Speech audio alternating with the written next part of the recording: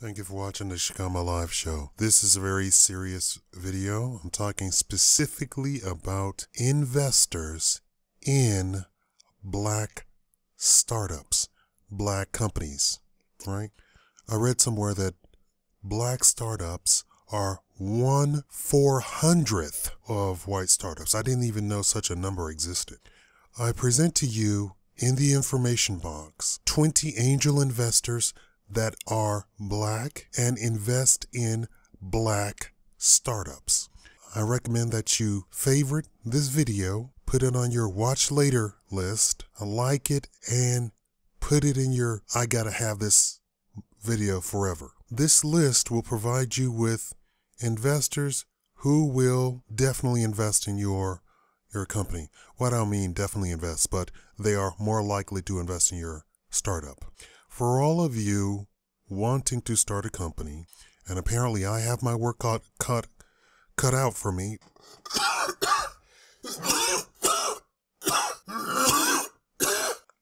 And trying to spark new black business. Let me briefly go into what a black business has to go through versus what a white startup has to go through. It is put upon black businesses to hire black people. Black small business is the largest employer of black people. So if we want the unemployment numbers to go down, we need to start more black owned and operated businesses. There is no doubt about that. There is no forget about this white supremacy talking about you're racist if you start a black business. Who cares? Everybody else does it.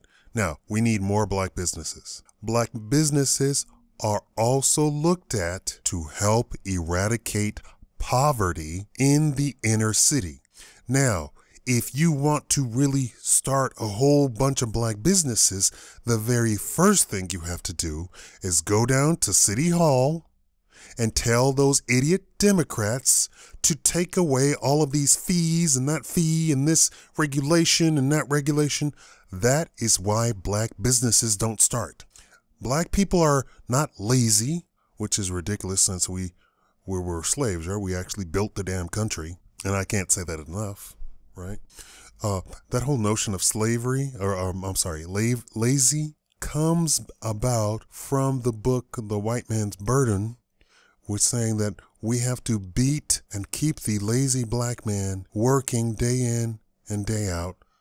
And that means from sunrise to sunset. That is not 8 hours. So that his immortal soul can be saved, which it will never be because Jesus doesn't accept black people. Oh, you never heard that in your church. I'm sorry to be the bearer of bad news.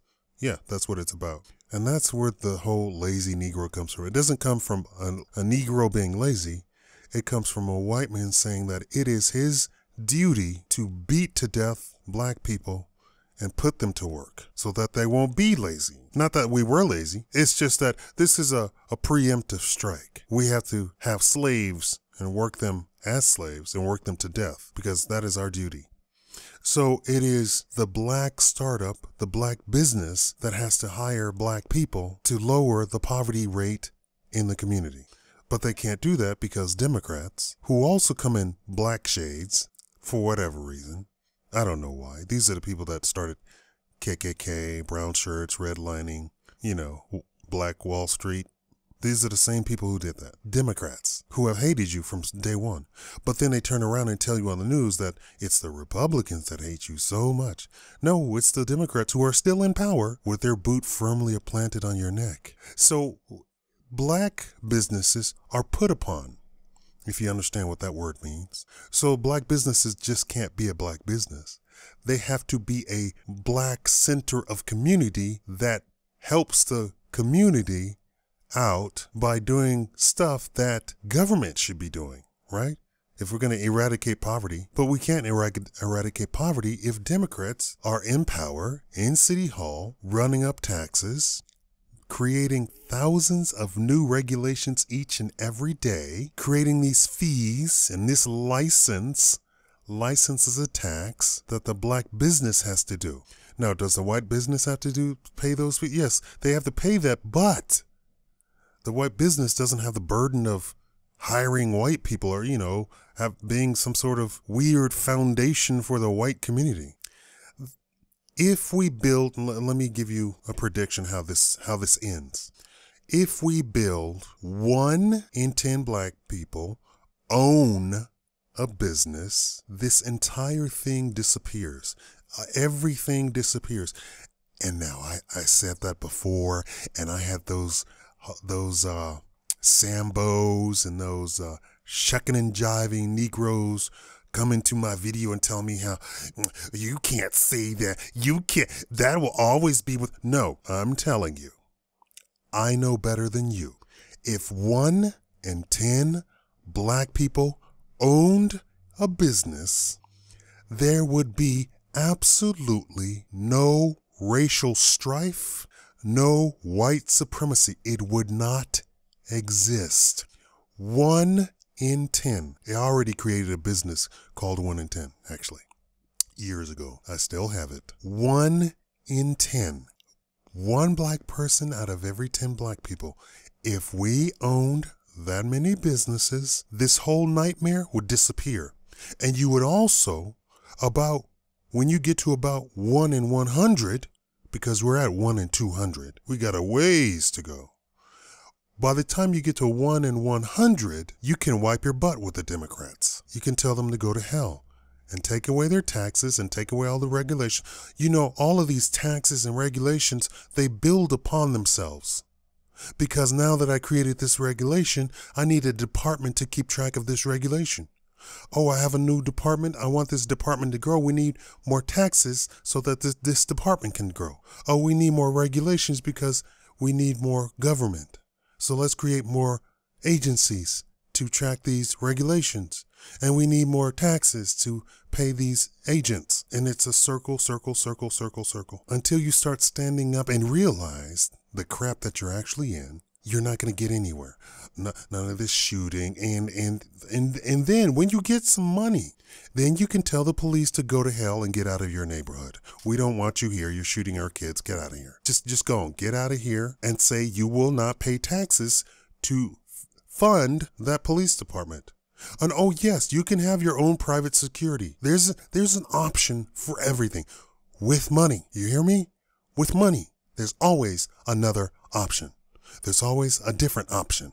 You can create a gate around your community, put private security at the gate. Nobody comes in, nobody goes out without the security checking them. You don't need police. Anybody who tells you differently is wrong. They're just probably a peasant that doesn't even know how the rich people live. But in the information box, I've put the 20 angel investors for black people. Now, before you talk to the angel, you need a lawyer. If you're going to do this thing right, I still say the first thing you can do is go on a corner and sell oranges. Everybody laughs at me and they say they can't do that. Just give the officer a damn orange and mark it up as a cost of doing business. I guarantee you will make more money selling oranges on the corner than working a minimum wage job. I guarantee you. Or water bottles or whatever, buy them in bulk, sell them cheap. And now they're getting these police to stop confiscating private property because it's nothing but a crime. That's all it is theft. They're stealing people's stuff when they arrest them. So make sure you live in one of those jurisdictions where they don't steal your stuff, right? So if they come try and bust you, they don't take all of your inventory and say, oh, this is evidence, and start drinking up your water and eating your oranges. But I'm saying something little, something tiny. You can even do this.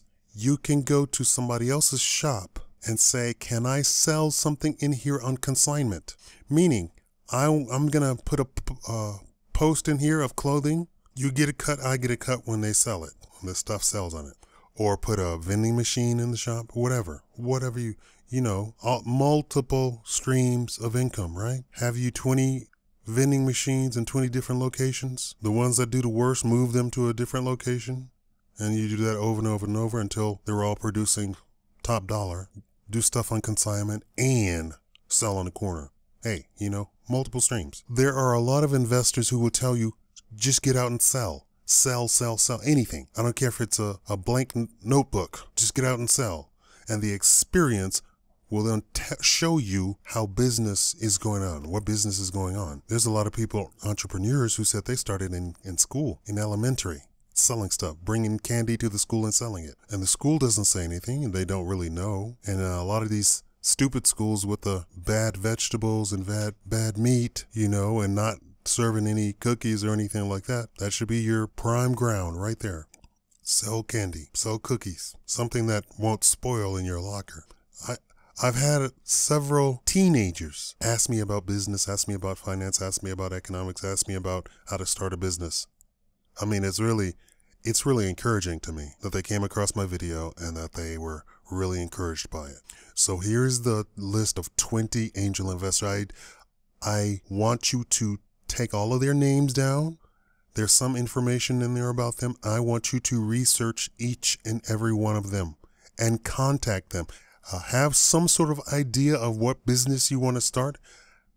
Make a full outline of the business, what you want to do, and then try and contact those guys. I'm not making any money out of this, but I said this is my goal in life, to get Black people to 1 in 10 businesses. Thank you for watching the Shakam Live Show.